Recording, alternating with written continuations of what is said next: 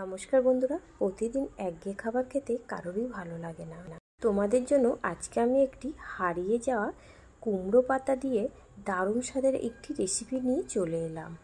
চলো বন্ধুরা, দেখে নিই আজকের এই রেসিপিটা আমি কিভাবে করি। এখানে আমি সবার প্রথমে পরিমাণ মতো জল দিয়ে আর 1 চা চামচ নুন দিয়ে জলটাকে গরম করে নেওয়ার পরে এই কুমড়ো পাতাগুলো আমি জলে দিয়ে দিলাম। আর এই কুমড়ো পাতাটা জলে দেওয়ার আগে আমি আগে থেকে খুব ভালো করে ধুয়ে পরিষ্কার করে জল ঝাড়িয়ে নিয়েছি। এইভাবে চেপে দিয়ে এটাকে আমি চাপা দিয়ে 2 থেকে 3 মিনিট মিডিয়াম টু লো ফ্লেমে রেখে এটাকে ভাপিয়ে নিতে হবে।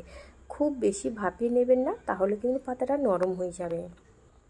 এখানে একটা মিক্সিং জার নিয়েছি, 2 চা চামচ কালো সর্ষে আর দিচ্ছি আমি এখানে 4 চা চামচ পোস্ত। কালো সর্ষে আর পোস্তর ভাগটা কিন্তু ঠিক রাখবেন, তাহলে টেস্টটা খুব ভালো হয়। 2টো কাঁচা লঙ্কা দিয়ে আর চাপা দিয়ে প্রথমে শুকনো ব্লেন্ড করে নেব, তারপরে জল দিয়ে এটাকে ভালো করে ব্লেন্ড করে নেব। এখানে আমি 300 চিংড়ি মাছ নিয়েছি। চিংড়ি মাছটাকে ধুয়ে নিয়েছি আগে থেকে। নেওয়ার পরে যে পোস্তটা আমি পেস্ট করেছিলাম সেই পোস্তটা আমি এই চিংড়ি মাছের মধ্যে সবটা দিয়ে দিলাম। আর সামান্য পরিমাণে কালো জিরে দিলাম, আর 1/2 চা চামচ লবণ, 1/2 চা চামচ হলুদ, 1/2 চা চামচ কাশ্মীরি রেড চিলি পাউডার দিয়েছি। আর সবার শেষে দিলাম এখানে সর্ষের তেল। সর্ষের তেলটাকে দিয়ে খুব ভালো করে মাখিয়ে নিতে হবে। আর আপনারা ঝাল পছন্দ করলে এখানে একটু আরও লঙ্কা গুঁড়ো দিয়ে দিতে পারেন। আগে থেকে আমি জল ঝাড়িয়ে নিয়েছিলাম।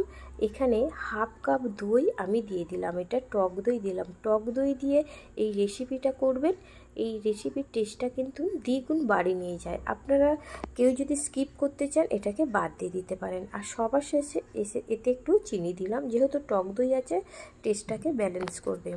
এইভাবে মাখিয়ে নিয়ে আমি ওটাকে 10 মিনিট রেখে দেব।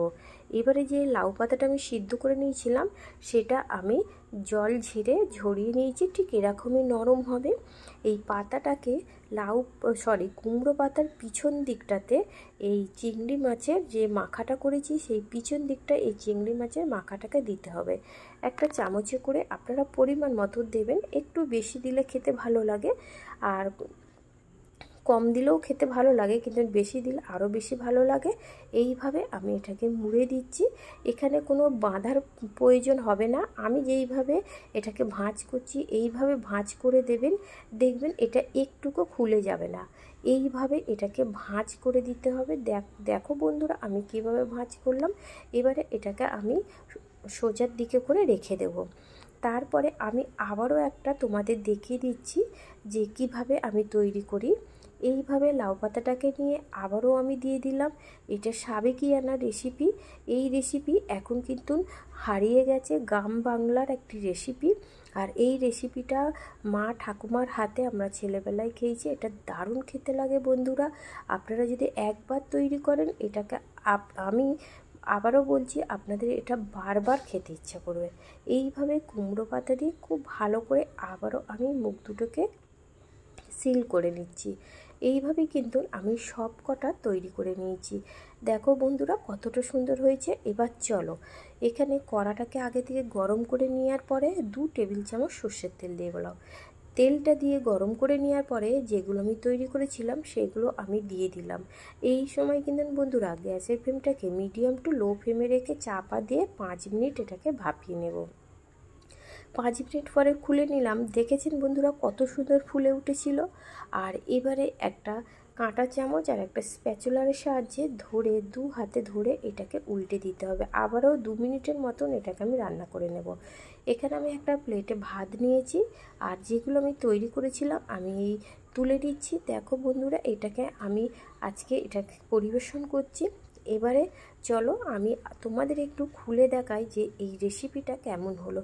চিংড়ি মাছ এমনই একটি টেস্টি মাছ যে চিংড়ি মাছ যাতেই দাও কিন্তু খেতে দারুণ লাগে। আবার চিংড়ি ভাপা, এইভাবে আমি চিংড়ি ভাপাটাকে নিয়ে আমি ভাতের সাথে মেখে নিচ্ছি। তাহলে বন্ধুরা কুমড়ো পাতা দিয়ে চিংড়ি ভাপা একবার খেয়ে দেখবে, তোমাদের বারবার খেতে লাগবে। ভালো লাগলে লাইক দেবেন, কমেন্ট করবেন আর চ্যানেলটি সাবস্ক্রাইব করবেন।